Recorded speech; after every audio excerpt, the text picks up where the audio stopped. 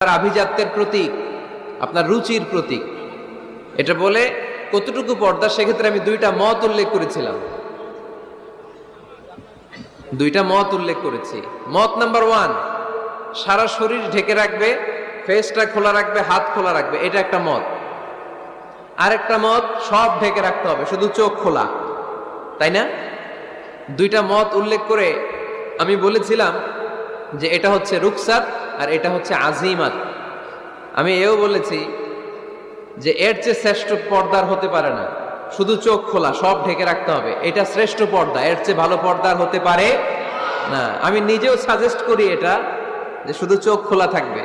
আবার ওই প্রশ্নের উত্তরে এও বলেছি চেহারা হচ্ছে সৌন্দর্যের রাজধানী, চেহারাই যদি দেখা হয়ে যায় তো সব দেখা হয়ে যায়, এজন্য এটা আমি সাজেস্ট করেছি।